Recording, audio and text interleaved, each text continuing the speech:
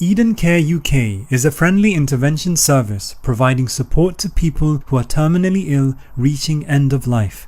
We advocate for a high quality of care and enhanced life choices, and challenge the isolation of elderly people through friendship and social activities. This service would not be possible without your support. Please donate edencareuk.com or call 07957 199 328.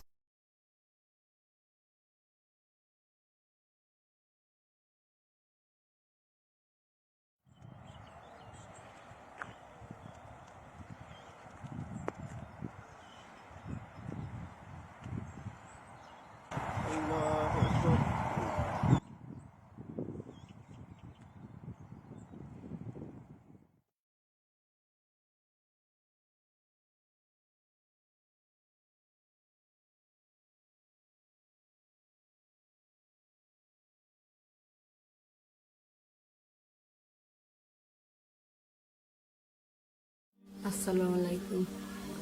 ও আমার বোনজি, তাইনার আব্বা আম্মা নাই, আমারও তো ঠিক নাই বিয়া দিবার। আর তাই তোরা দিবা নে, আমরা দোয়া করবো নি, তোরা সাহায্য করছো।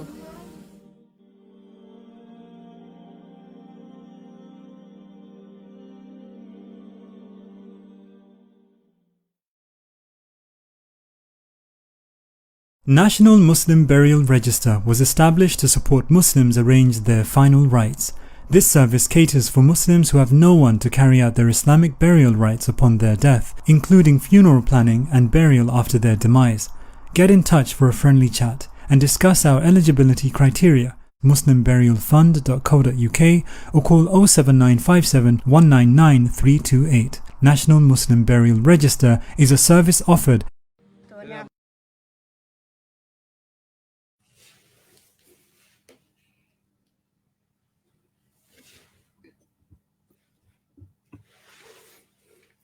Assalamu alaikum wa rahmatullahi wa barakatuh. Alhamdulillah Rabbil Alameen. As-salatu was-salamu ala Rasulillah Sayyidina Muhammad wa ala alihi ashabi ajma'in. Amma ba'd.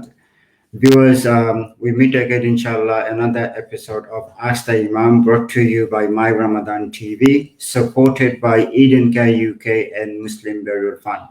Alhamdulillah, the Ramadan is almost leaving us, only a few days left. So inshallah, we should really maximize using this Ramadan, only last few days inshallah. And we ask Allah subhanahu wa ta'ala to accept our siyam, accept our donations, our fastings, our ruku, our tilawa, and every good actions that we done. We ask Allah subhanahu wa ta'ala accept it. We ask Allah subhanahu wa ta'ala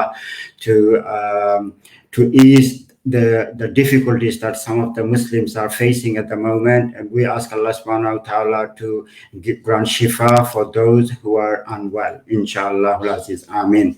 Inshallah, I don't want to make any delay. I want to quickly go to our Sheikh, inshallah, today. And we will be talking about Zakat, as this is a fundamental, this is one of the pillars of Islam, and I think is often we take it very lightly. Inshallah, Sheikh today will elaborate how important it is, and inshallah, we take lesson from it. So let's introduce to our Sheikh today, inshallah. Assalamu alaikum wa rahmatullahi wa barakatuh. Welcome, Sheikh Abdullah. Hassan, how are you? Wa alaikum salam wa rahmatullahi wa barakatuh. Alhamdulillah, I'm well. Pray you are well. Alhamdulillah, alhamdulillah. We are good. The Ramadan is almost leaving us. It's just a few days left, inshallah, Sheikh. How was Ramadan? Alhamdulillah, we still have a few days. We still have inshallah until Wednesday night. But yeah, he is leaving us very fast. It's been good. It's been a different Ramadan. Last year, obviously, we were in lockdown, complete lockdown. This year we are in partial lockdown, but not complete lockdown. So it was much better. So we were able to go to Taraweeh, able to go to the mosque, able to move about a little bit more than last year. So it was different, alhamdulillah. Even last year I liked it, alhamdulillah. You know, as Muslims, you can't complain about this stuff. This happens, and we have to just be patient and that's it really. But alhamdulillah, it's been good. It's been good. Alhamdulillah, alhamdulillah, that's good. So, Sheikh, inshallah, we touched on briefly last week discussing about zakah. Sheikh Zubair Karim also tried to cover some of the element, inshallah. But if we can resume the topic of zakah, and I know it's so important topic, and I think quite often, many, I'm not going to say vast majority, some people, they take zakah zakah very lightly. So inshallah, Sheikh, if you can elaborate slightly more so the viewers can benefit, I can benefit, inshallah. Okay, Bismillah. I think last time we talked about the wisdoms of zakah, talked about some calculations in terms of who should pay zakah, how do you calculate zakah. There may be some people who are still who have to pay the zakah. As I mentioned last time, and I'm sure everyone is aware, is that everyone should have a zakat date, a date in which they calculate zakah and they pay their zakah. You cannot randomly choose a date. You cannot randomly choose a date and just pay zakah. Oh, it's the 27th night of Ramadan, I'm going to pay zakah there. No, you can't randomly. The same way you can't randomly choose your birthday. You can't randomly choose your zakah day. It's given by Allah subhanahu wa ta'ala. And we talked about how someone can work out how to find the zakah due date or zakah day.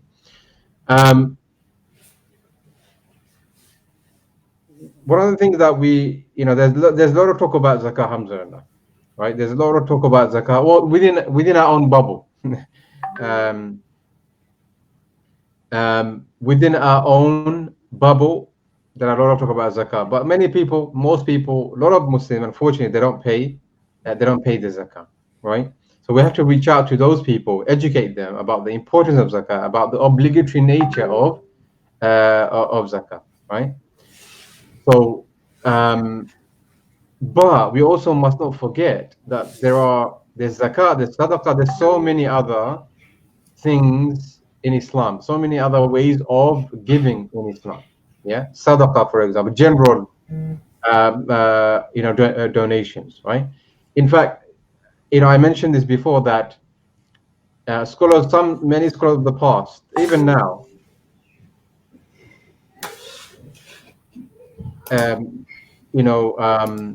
even now, there are scholars, and you say that those people who only give zakah, they consider to be misers. They consider to be the stingy ones. Meaning that the zakah is the baseline. Zakah is the obligatory, right? Zakah is something that we have to do, right? But we have to do more in terms of giving in charity, giving in the way of Allah subhanahu wa ta'ala. So if there are a question, let's take some questions. I don't want to keep on talking. Yeah. Inshallah. Jazakallah khairan. Yeah, I think so. We talked about just for the nisab, we talked about if anyone got saving just above 370 pounds, then zakah, we need to pay zakah, anything about that. We have some of the clarification that we want to seek, inshallah, Sheikh, today. One other thing is, can zakah be paid to step parents or step children? Technically, yes, you can. They're not looking after them. They're not under their care, and yes, technically they can. Yes. Okay. Jazakallah khairan. If they're not under their care, if they're not under their care, yeah. Okay, Jazakallah khairan. One of the other question is, charities are collecting zakah on behalf of like general Muslims. Now, when they collect zakah, obviously zakah needs to be given to. Zakah is actually due for the poor, for the people in need, for human beings, for they need it. Now, when charity collects zakah, there are some transitions there. Firstly, can charity collect zakah on behalf of the ummah? Also, can charity take any cuts, any administrative expense from the zakat, inshallah? I think that's quite important because we also manage a charity as well, and a lot of people actually ask this sort of questions. Do charity take any administration from any zakat or any general donation as such? Can charities collect zakah? Yes. There's I get why a lot of people who they have a lot of distrust regarding some charities because there have been some funny business happening, business abuses are happening. So I get that. As a zakat payer, I get that. I understand that, and I don't blame people for doing that, right? But at the same time, there are people who go to extremes, right? They assume that we don't need any charities, we don't need an institution, we can do it ourselves. No, you can't do it yourself, right? So you have to understand the context. We have to understand the reality. So charities they can, but you need to basically charities must do more work, right? They must do harder to clarify, be more transparent, yeah, in the dealings, in the workplace, in the work streams. But it's perfectly fine to do that. Can the charity charge from zakat percentage? Personally, I say no. Yeah, I think in terms of zakah, it should be avoided. Sadaqah, I think should you can take 10% for marketing, admin fees, and whatnot. Yeah. Okay, Jazakallah khairan, Sheikh. It's just a clarity, Sheikh. So when charities collect a vast amount of money in zakah and then they distribute you, of course, there are a lot of costs associated to that. One is, of course, when they receive donation, when they receive zakah, there are costs involved. When they distribute it to whichever country the zakah goes to, there's a distribution cost there as well. So should they not consider taking some kind of administrative... Before that, look, people, there's a lot of shouting and screaming about taking percentage, right? I think that's unwise, because when a charity takes a percentage, so you donate £1, charity takes 10 pence for admin and for marketing and whatnot, but that 10 pence will go towards a pot that will generate £10. Absolutely. Right?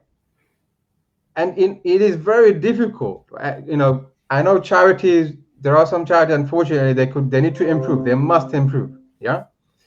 But at the same time, people don't want to give. So charities, they need to do all sorts of marketing things, all sorts of gimmicks, and to pull their money out. Otherwise, how they're poor going to benefit?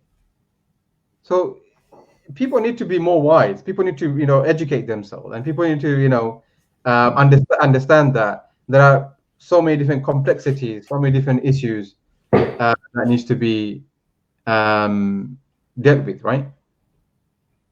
Jazakallah khairan, Sheikh.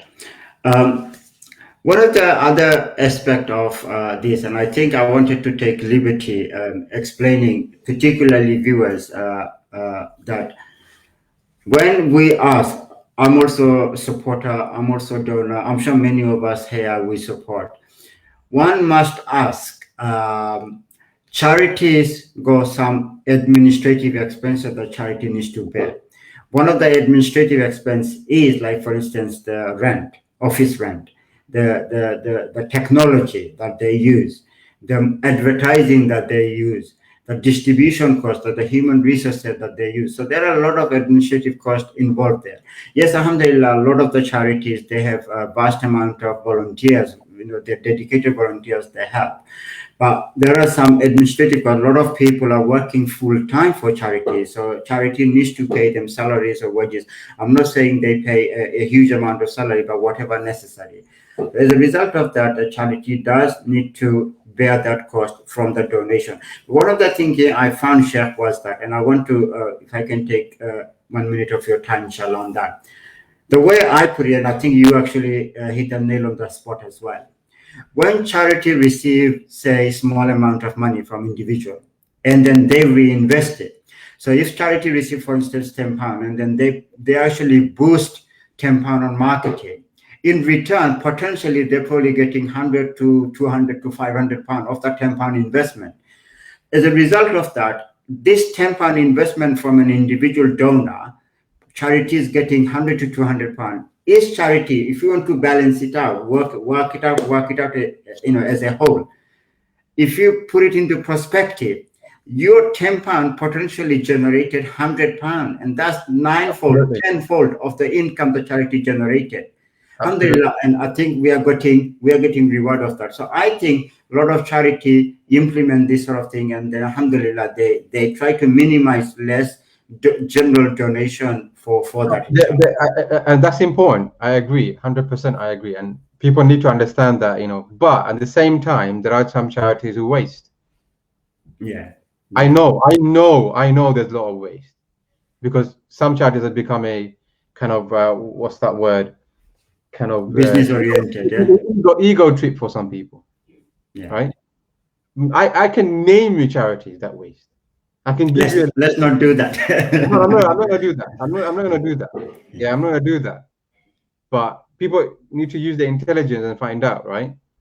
Right. Subscribing to this account, that paying 20K, 50K, subscribing to things that you don't need to subscribe with my money. Yeah, absolutely. Yeah. So I can write a book on this. Yeah. So I'm not going to blame the public when they have this, but at the same time, I'm going to urge the public to also be a little bit more charitable with some people and some charities. Yeah. And not assume that everyone is the same, and not assume that everyone in that field is out there just to make money for themselves. Right? Now you may say, okay, does that mean there are people who are there to make money for themselves? Maybe. I don't know. Right? But it's become a business for many people. It's become a business. The way even we kind of market things, become a business. Right? So, and it's the responsibility of the charities. I blame a lot of the, not all, but some of the charities. Right? Because they have the resources, they have the money, they have the time. They need to educate people, and they're not doing that. They're going with the flow. They're going with the wind, as they say. They're going with the status quo. Yeah. So that's problematic. So it's a nuance issue. It's not black and white. But what I would say, to be slightly nuanced, is that the public have, you know, when they kind of are hesitant, when they are doubtful to give to charities, I don't blame them, because a lot of charities, what they have done is they've lost trust in people. At the same time, the public need to be aware that not everyone is like that. At the same time, it's very, very difficult for charities to, you know, raise funds, because people don't want to give. Yeah. I speak to people, answering people's questions about zakat. They don't want to give. Right? It's like the difference between £100 and, you know, they don't want to give £100, and the person has a business that's worth probably 100K, but they don't want to give the extra £100. Yeah. By nature, I'm not created as like this. Yeah. So charity need to understand, the public need to also understand. Jazakallah. May Allah enable us to understand the concept. May Allah enable us to sort of work. I think as a general public, my only advice to everyone is that I personally would do the same, is inquire, ask the charities what is their governance, how are they governing the whole financial situations, and when they receive funds, how are they managing it. I think this way they are obliged, and they need to provide some kind of clarification on that. Sheikh, we're going back to Zakat, inshallah. One of the question is on Zakat is, there are certain people cannot receive zakat, and who are these people? Where can you not use zakat? Yeah. So you cannot give zakat to your parents, if you look after them. You cannot give zakat to your children, your grandchildren, right? You can't give zakat to anyone above grandfather, great grandfather, or anyone below, right? You can give zakat to your sisters, your brothers, your cousins, your uncles, aunties, as long as they are poor. But you can't use zakat to build mosques. You can't use zakat to buy Qur'ans. You can't use zakah to build hospitals. You can't. Zakah cannot be used for causes. Zakah is for people. Yeah, like you can't use zakah for da'wah. You can't use zakah for building a school. Although these are good projects, they are good causes. But zakah is not for causes. Zakah is for the poor people. You give your zakah directly to the poor and the needy. You should give sadaqah for other things. You should give more sadaqah than zakah. So this is the capitalist mentality that we have. We don't want to give. We should give zakah, but give more in sadaqah throughout the year. Why just stop at zakah? Do you think that zakah is enough for you to gain paradise? No. You have to give zakah as well as give more, inshallah. So those are the places and people that you can't give zakah to. Jazakallah khairan. You mentioned and you touched on zakah is not used for causes. Zakah is for human beings, their well-being. We often see zakah used for humans' benefit, like for instance, water well, orphans' homes, things like that. Can this be used? No, you can't. You can't. When it comes to zakat, you have to transfer ownership to a individual. You can't transfer ownership to a building, a mosque, right? You have to transfer ownership. In some places, right? In some places, when it comes to the principle of darura, right? When it comes to the principle of necessity, then perhaps that you don't have any other, you don't have sadaqah, you have to use zakah, then yes. That's in when there is darura. Does that make sense? Yeah. When you have looked at all other avenues, sadaqah, and you can't, do anything without using zakat, then yes. Then it's perfectly fine. And it's needed in that place, then it's perfectly fine. For example, water well, yeah? Water well, you can't use zakah normally. There are charities who raise for water well, don't give it. Your zakah will not be accepted. But how can it be if the water is scarce in a village and there's no other way of raising that fund, zakah needs to be used, then there's a way of doing it. Then and if only the poor will use it, then it's fine. Otherwise it's not. Now people must say there are different opinions. Well, there are different opinions. Yeah, there are, but what is the most safest opinion? I'm giving you the most safest and the majority opinion. I'm giving the most safest and the 99% majority opinion. Right? If you want to go and take a minority opinion because it suits you, that's up to you. Right? But I'm giving the most majority and the most safe and the most authentic opinion according to the majority of scholars. Yeah. Jazakallah khairan, Sheikh. We're coming to end of Ramadan, and we need to really expiate, and we need to pay zakatul fitr. We do establish that obviously various masajid, they basically said it's about £5 per person. Now again, how it's not, sorry, there's another, again, it's basically 1 sa, yeah, of wheat or barley, even dates, raisins. What was the stipend of the time, or during the time of the Prophet sallallahu alaihi wasallam? The Hanafi position is that you can give equivalent in money. So about 3 kilos about wheat or barley is probably about £5 or £7, like that, right? This is how some scholars, I think, worked it out. But what people tend to do now, because we live in the UK, right? Now, £6. Now the question is, do I go when I pay my zakat, or when I pay my zakat al-fitr? Yeah. Do I go by the situation in my country or another country? Does that make sense? Mm-hmm. Because £10 in Bangladesh, for example, is it can be a lot of money. You can have a good meal with what's £10 in Bangladesh? It's probably about 1,000 taka.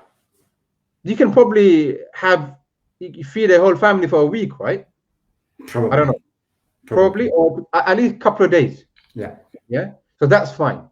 The question is, do I give, what according to the measurement of Bangladesh, or do I give according to the measurement of the UK? That's one thing. The other thing is that we can't forget, like the Prophet also gave dates, and the prices of dates are different. Yeah, the prices of dates are different. Ajwa, their dates are quite expensive, right? That's right. And, Ajwa is, and other, I don't know, I think 1 kilo, probably about £8 I bought the other day, right? Yeah, 1 kilo about £8, right? Can you imagine if you had, 3 kilos? Well, about 12 pounds. It was 12 pounds, sorry, from a shop. But 1 kilo, about 12 pounds, yeah? Times that by 3. That's £36. Yeah. So if you go by the dates and you go by according to what you can afford, that's the opinion that I advocate. What you can afford, then if you earn, right, if you earn an average salary in the UK, 25, 30K, 35K, you have a house, you're not rich, but you're not just surviving. You're okay. Yeah. Mm-hmm. If £5, that's been stingy. But obviously, if you're paying for others, then that's something different. Yeah. So we have to consider that, right? We have to consider that. So a person, like, imagine a millionaire giving £5. No. Islam is wise. Islam, wants to benefit the humankind. Now, a millionaire giving £5 of zakat al-fitr, is that conceivable? No. Is that or billionaire giving £5? You and I mean me, I'm a poor person. £5 is for my whole family. It's a lot. It's a lot for me. Yeah. But someone who's earning what, 70K, 100K, who's got 2-3 houses, give £5? Yeah. No, you give according to your state, and you choose, right? Because it's not just wheat or barley, raisins, dates, flour, and they vary, right? Now, if you go by dates, 3 kilo, what, £36? If it can be more, that's £50, right? And give and give more, So if you give a person £5 in the UK, what can you do with £5? Just one meal. Potentially, Yeah. one meal. Yeah. If you want to have a good meal, decent food, about £10 with a drink. That's right. Right? Water, right? About £10 minimum. Yeah. Right.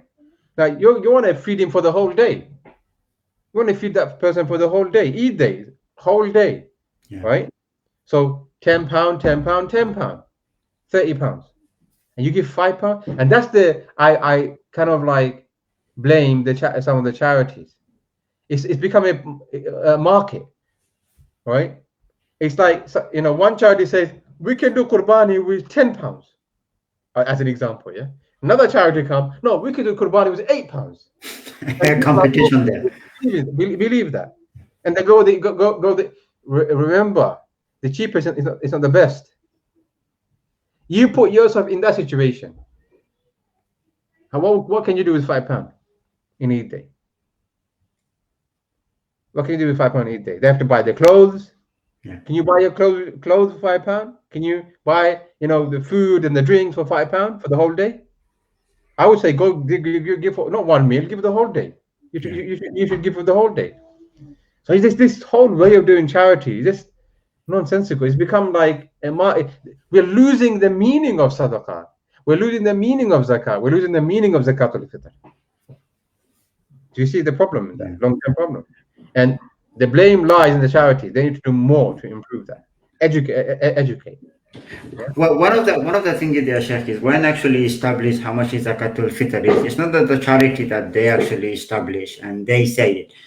They actually ask ulama, and the ulama actually make an opinion on that. Ulama basically, I think they measure it like some kind of wheat, and then they're thinking of a poor country like some underdeveloped countries. The thing is with the ulama, right? There are different opinions. Yeah. What the charities do, they find they'll look for and they will pay for the opinions that they want. Not all. Do you see? Right? Yeah. So you have to be authentic and genuine in what you want to do. If I want to, like, for example, as an example, maybe this is exaggeration, yeah. If I want to say that riba is, interest is allowed, yeah, I can go and fund a scholar, and I can get, essentially find a scholar that has an opinion that riba, interest is not riba. Does that make sense? I mean, that's his opinion. That can be his opinion. But what I'm saying, I, as an organization, a person, right, can find that. In a fatwa shopping. Do you see my point? Yeah. And we have Sheikh Google there as well. But the scholars, they will give the opinion. The scholars, they give the opinion. But you have to look at the long-term effects of that. And the scholars also, it doesn't mean that's because some scholars say it, and they, it's fine. Just because someone wears a pagri and a turban and a long beard, it doesn't mean they're the most knowledgeable people. That's what the public, you need to educate yourself, right? The public need to educate themselves about these issues. Then they will not be able, scholars will not be able to fool them. Because there are some scholars who fool the lay people, who fool them. And so people need to become experts, but need to be literate on a basic level, so that a Molvi or Mufti or Imam or scholar doesn't say something and then they say, "Oh, it's amazing you said it. It's wahi now." No, you have to give that respect. Yes, the respect you have to give. But there are people who just take it, without question. Okay, shukran. Jazakallah khairan, Sheikh. Just moving on Zakatul Fitr, I think that's relevant. Assuming whatever the establishment, whatever the local masjid that whoever they are, they establish whatever amount it is. My understanding is Zakatul Fitr is given, is a wajib on every single person that they need to pay. How can they pay? Should they pay for everybody? And then who should receive Zakatul Fitr? The father of the household should try to pay on behalf of everyone, even the children. Underage children, he needs to pay for everyone. Yeah, needs to pay for everyone. Recently, Sheikh, and it's just coming to my mind slightly. I've listened a talk, and one of the Imam basically was saying, Zakatul Fitr, even a poor person needs to give. Now, how can it's all the living people?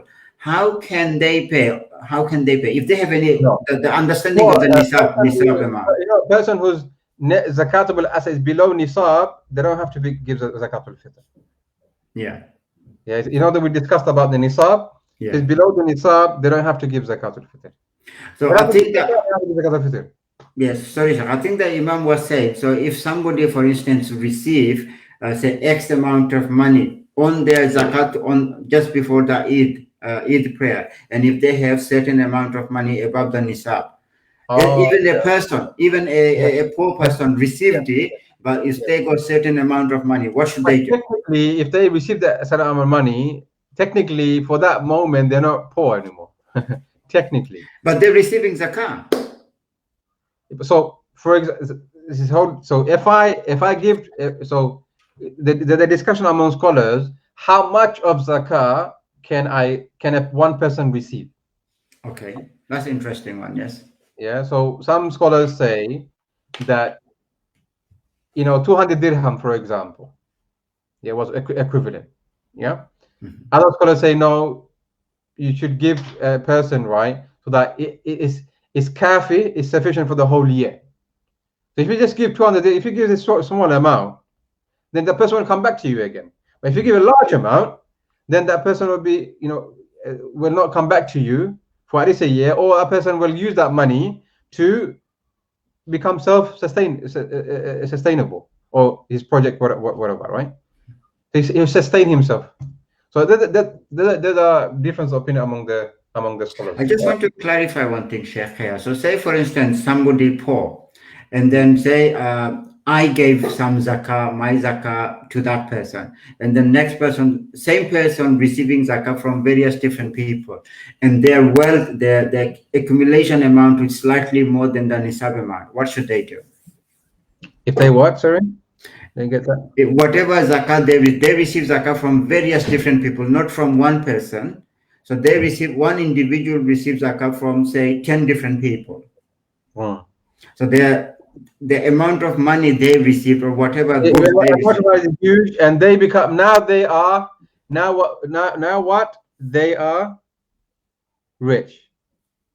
Now, if it's when the zakat date comes, if they still have the money, they have to pay zakat. Subhanallah. Yeah. Of course, see, this is one of the things, Sheikh, I learned. Many people don't understand this thing. Those people who are receiving, they only just receive and receive and receive. They don't consider giving something back. I mean, most people who receive don't have enough left over to give back. Assuming, right? Yeah. So the question you ask, in a way, is hypothetical. So if there are people who have a lot of avenues of receiving zakah and they have enough, and at the zakah day they have enough, then obviously they have to pay zakah. But that's a rare situation, as far as I know, because people are poor. You give them some money and they will, spend it on their family, spend it on themselves, and they won't have anything really left over to give to others. Understand. Jazakallah khairan, Sheikh. That's very, very important clarification. Jazakallah khairan. Sheikh, just before we conclude, we're going to conclude, inshallah, a minute or two. We have last few days of Ramadan. Just a word of wisdom, word of advice, inshallah, for viewers to sort of practice, inshallah. Yes, I think take benefit. We still have one odd night left. So I mean, those who started Ramadan one day late, today is their 27th night. Tonight is the 27th night. For those who started on a Tuesday, there's one more odd night, 29th night. So tomorrow night is the night of the 29th. So it has a number of scholars said 29th night is the Laylatul Qadr. So there's again another high potentiality that 29th night can be at Qadr. So take benefit, go to Tarawih, take benefit, make dua, right? Utilize that time to the best of your ability to seek forgiveness from Allah subhanahu wa ta'ala, and to prepare psychologically, spiritually for the year to come, inshallah, right? Recite the Quran, make dua, do istighfar, keep a lot of istighfar is really, really important, really important. And even though there are people who may not have kind of done much in the last 26 days, or even the last 7 days in the month of last 10 nights, still not too late, right? It's still not too late. You still have a chance to do the good deeds, recite the Quran, go to Taraweeh, and do all the other things that we are recommended to do in the month of Ramadan. So it's not too late. Even if there's 1 day left, do it. Don't think, I'm going to wait another year. You may not wait. You may not have another year. Do it. Seek forgiveness from Allah subhanahu wa ta'ala.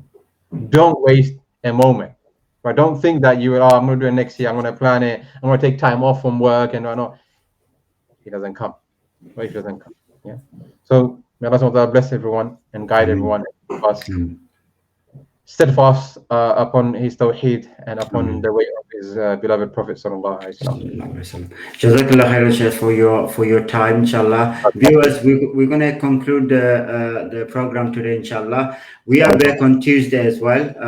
Until then, inshallah, please share the link so that other people benefit from the discussion today. And also, please do like it, and please support the wonderful work the charity is doing, providing end-of-life support and burial support for most people in need. They're dying and they don't have financial means to bury them, and the burial cost, in particularly UK, is really expensive.